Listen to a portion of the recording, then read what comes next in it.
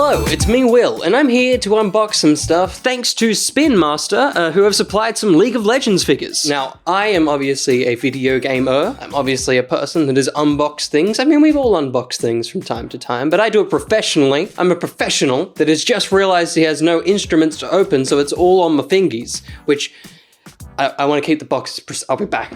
Oh, it's actually in here. My chest of drawers. So I'm very keen to unbox these. So first off, we're going to take a look at Thresh, which is a scary thing to say. Now this lovely fellow is a 6-inch figure, and this is what the box looks like.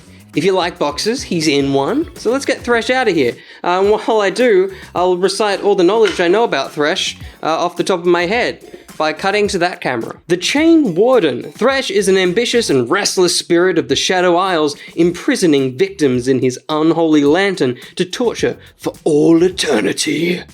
I can't believe I remembered all that. Ooh, they're little tabbies. Not the cat. Look at the base! I'm a professional. Okay, so this is our big boy. This is our Thresh. So it comes with a little scythe that looks like this, which is cool. I love the translucent plastic. It's almost like, I feel like it's molded all in green and then painted with a black, because it fades nicely into the flame, which is quite cool. And a similar kind of technique's been used on the lantern. For the lantern, you kind of hook it like this, from memory of the character of Thresh, which I have a lot of.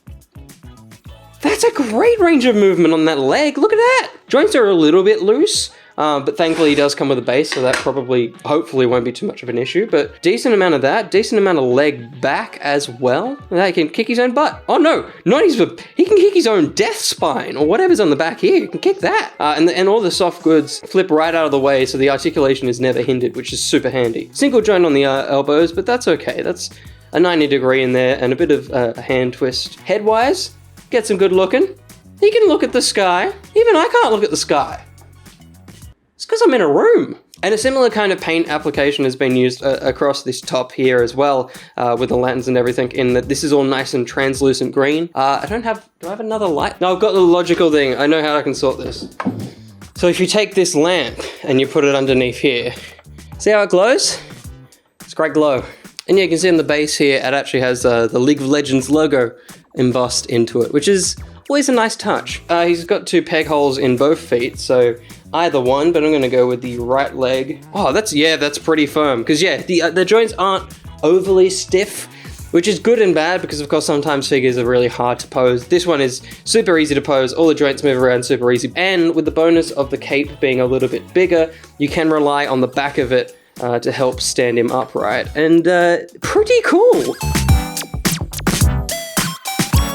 That's our main man, Thresh. I'm going to slide him over here for now, and pick one of our 2 4-inch figures. Now, I do have Jinx. I'm very excited to unbox Jinx, but I also do enjoy Yasuo, and he is here. And let's unbox him. Again, I look at that camera like he's going to give me anything back, but he can't even see me.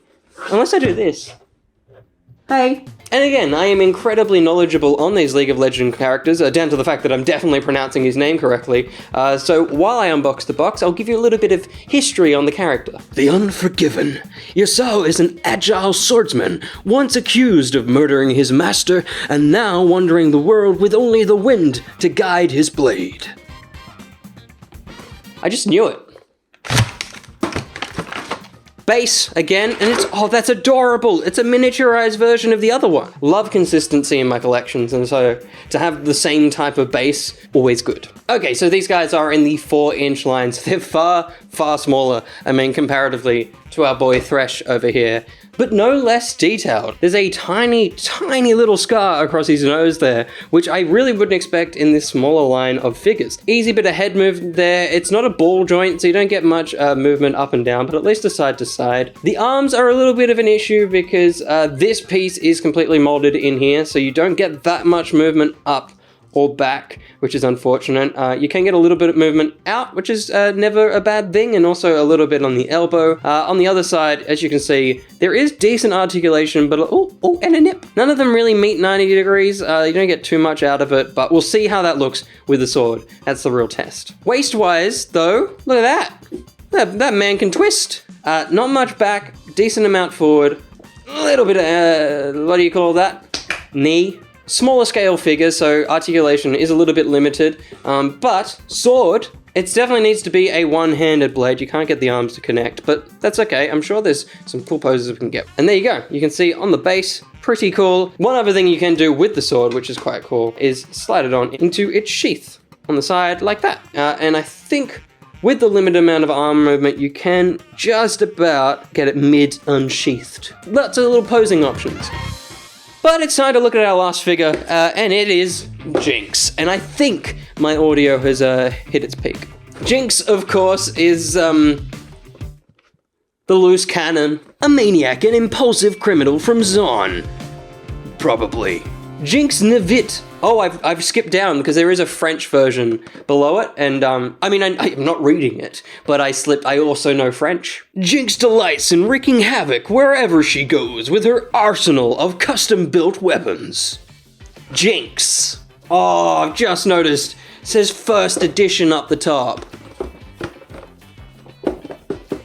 I don't want to destroy your encasing. I'm going to do my best. That's a clean cut on the bottom. You see that? Nice little clean cut on the bottom. So we should be able to just slide her out. Da, da, da, da, da. Put in an Imagine Dragons song here. Da. Oh, nailed it. We've got another bass, which I always love. See this bass? Big fan. Let's look at the weapons first. Jinx looks very cool, but let's leave her, put her aside. Let's have a look at a really cool weapon. I realize I'm holding a pink weapon to a pink shirt. Sorry. They're very sparing with paint apps on the weapons. The figures themselves have a lot of detail, but the weapons are pretty much whatever color they've been molded in, plus little bits and pieces here and there. This is a little Gatling gun that I'm sure has a really correct name in the things. This is a little shark gun. And the really cool thing about this is that there is little yellow dots painted for the eyes. These are just weapons. What about a figure? A very small frame figure. Obviously accurate to the character, but look at how small. Comparing it to our previous figure, you can just see it's really cool. Because sometimes these smaller action figure lines can kind of go with a standardized look and mold. Whereas this, yeah, it's nice that they've adopted the different frames of each character. But yes, the detail throughout this figure is great. The facial expression is wonderful. They've allowed the sculpt to kind of bring out the stockings, which is a really clever idea and a good save on paint. Articulation-wise, that is a stiff joint. It's a tiny peg, actually. That's where we're hitting that problem. I do not want to pressure that. That leg is a little bit tetchy. Again, very small figure. It's difficult to make that balance right. Maybe with a bit of heat applied, that'll soften up and be less of a problem. I don't really want to push it because, again, of course, this is a Forza.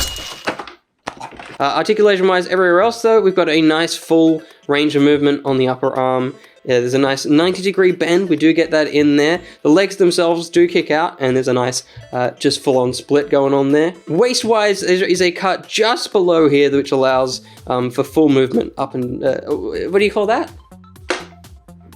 Left and right. And finally, the head is on a ball joint, so you can twist it all the way around. Don't know why I haven't mentioned these. These are awesome. As much as these smaller scale figures can't really get much paint apps in, it's always appreciated when there is as good kind of sculpted detail as this does have. But how do all the weapons fit in? I would love to maybe put both weapons in hand. Oh, that's pretty cool.